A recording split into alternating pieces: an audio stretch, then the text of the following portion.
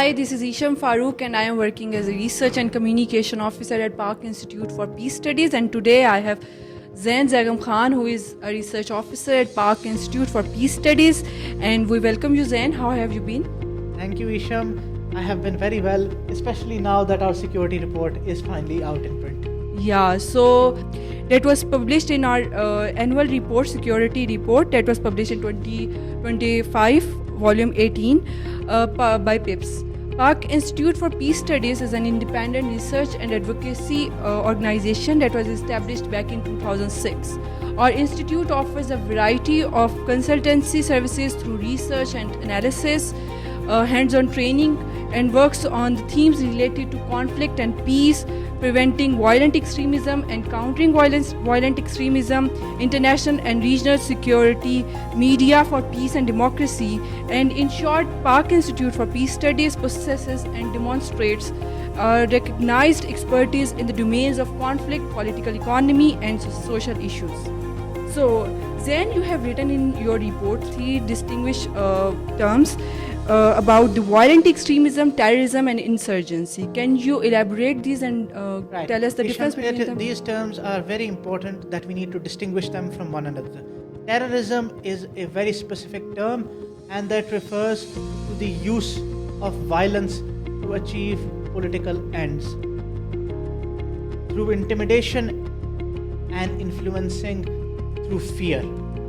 Then we have insurgency, which is sustained rebellion for territorial intent and goal. The last, which is militant extremism, is not necessarily something which is done to incite fear, but unlike terrorism or insurgency, it is not necessarily organized. This occurs spontaneously and creates fear through random action. No one knows who might take part in this. Then you have stated that the security condition of Pakistan has worsened over the past year and militant violence has become more geographically assertive in the frontier belt. So what are the key factors that you have identified while explaining your core argument? Right. Esham, there are several key issues. It's not necessarily that the number count has gotten worse. It hasn't. PIPS data shows a decline rather than an increase. But the key point is there remains a critical issue. That is the frontier belt, which is what I refer to as cross-border permissive space. This is the area that is at the heart of Pakistan's problem. This is an area where the state's influence is at its weakest and where security is so low that it allows for much of the attacks to be planned. Because after all, a safe area is needed for these people to plan, build logistics, and acquire resources.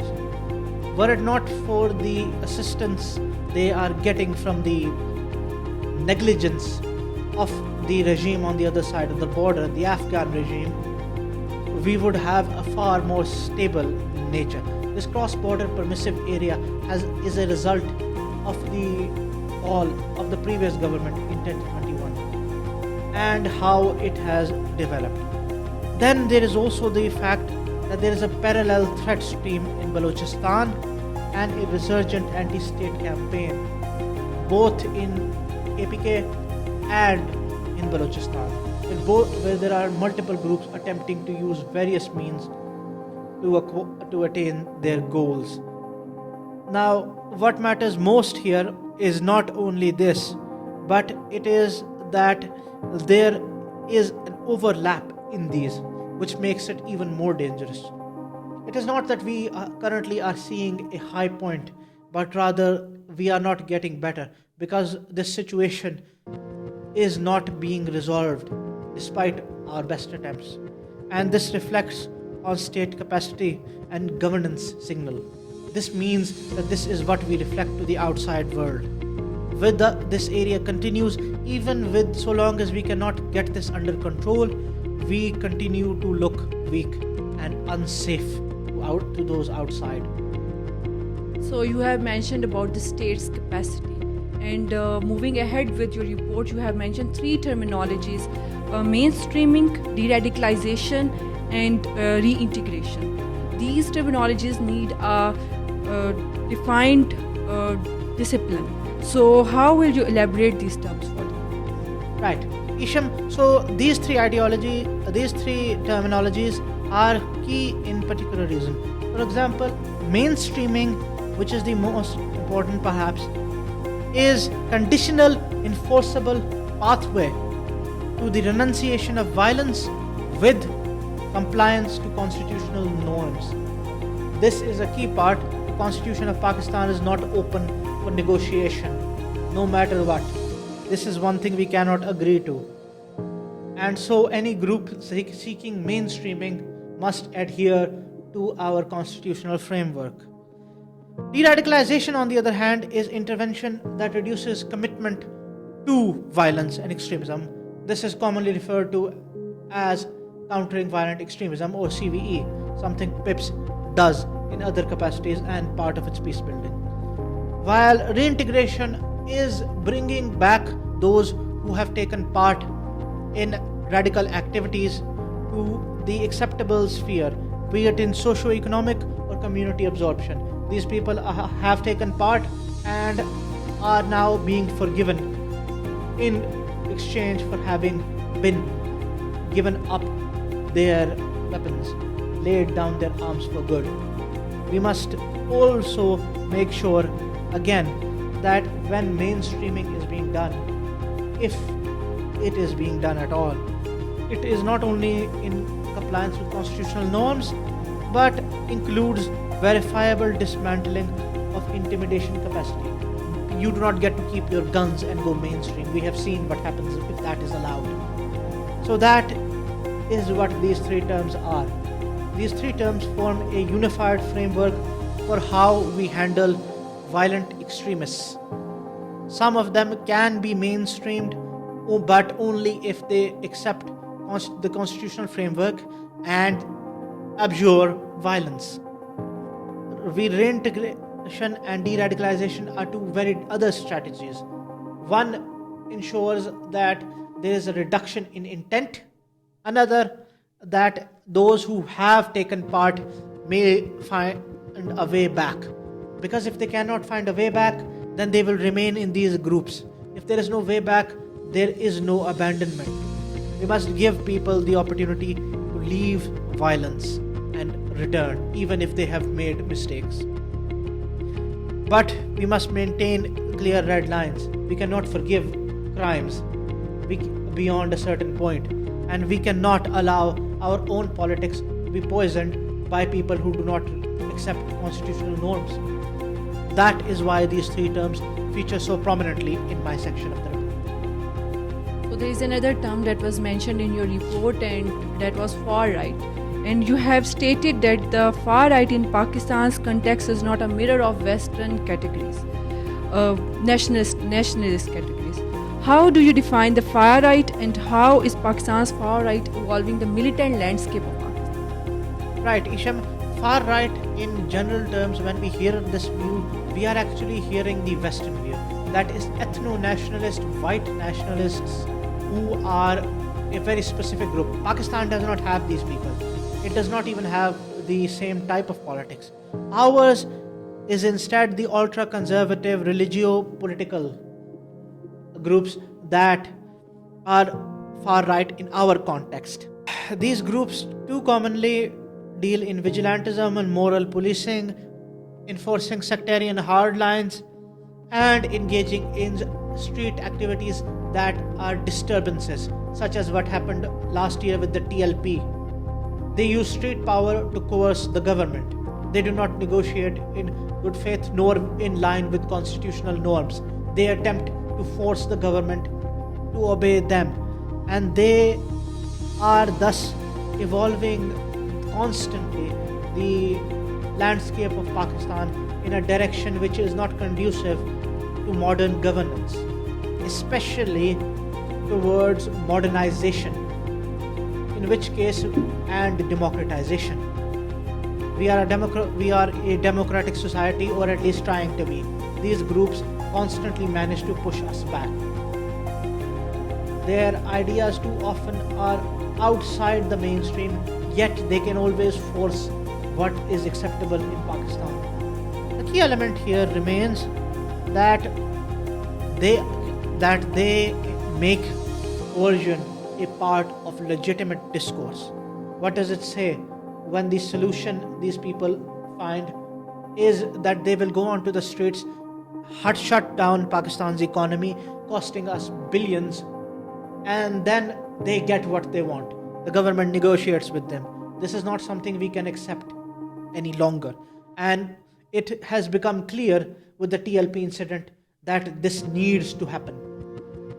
This is also the fact that this disrupts urban order and also creates a permissive space for extremists.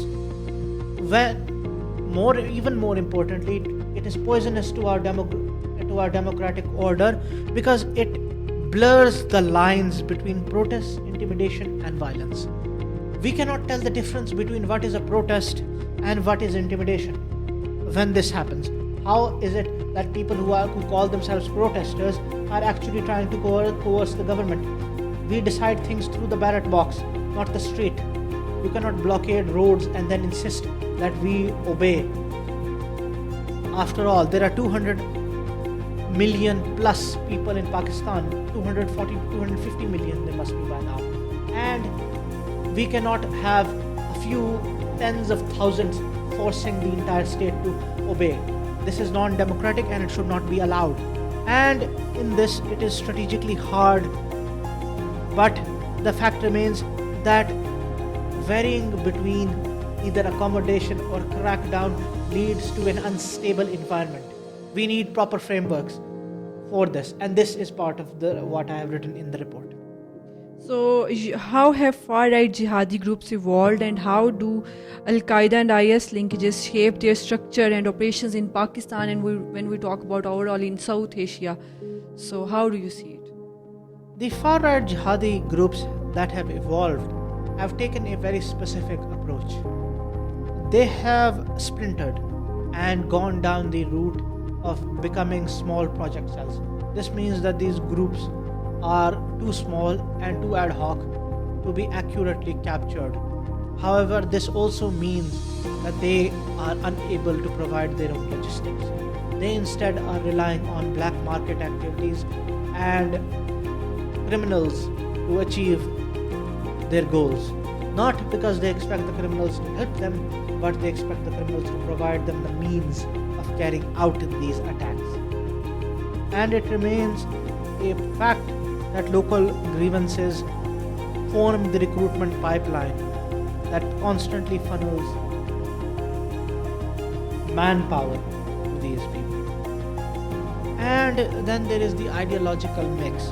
We don't really have one specific type of group. These of course are the most these of course vary between far-right Islamists and outright terrorists. There is a difference between the two, though all will have the problem of using violence. The fundamental fact of what needs to happen is that we cannot only take kinetic measures, military operations and the like. We must also handle law and order so that these people do not have the tools that they can just form small cells and then get everything they need from criminals. Without addressing this, we are permanently on the back foot. This requires a proactive approach, and that is to dismantle the problems of this. So finally, what are the key security and geopolitical projections for 2026 according to you? And conclude for us a little bit about the integrated strategic response of Pakistan that you have mentioned. That the first part would be to define what integration in this means. This means intelligence-led disruption plus real investigation of matters. As I said before, we need a more stable mechanism of how the state deals with this. Too often, it is executive blundering around. We need to build a stable system which can handle this without impetus. There must be existing SOPs, and moreover, we must handle the black market, the criminals, and the groups who make it possible for this disorder to be created in the first place. There needs to be tighter federal and provincial governance coordination. We need to create enforceable guardrails for mainstreaming. We need to ensure that sufficient support is given to de-radicalization, and that there is a clear pathway to providing those who have not gone too far to reintegrate into society and give up their radicalized ways. Then there are the projections. What could happen? There are multiple approaches, and it is important to remember that this is not prediction, this is projection. These are simply scenarios which could occur. They are not us predicting that they will occur. That is impossible because we do not know the future. Now, the first is that the frontier intensifies. The Taliban continue providing a safe haven, and the cross-border area remains a major problem. This would then see more border district attacks, further escalation pressure. The second would be the opposite, containment.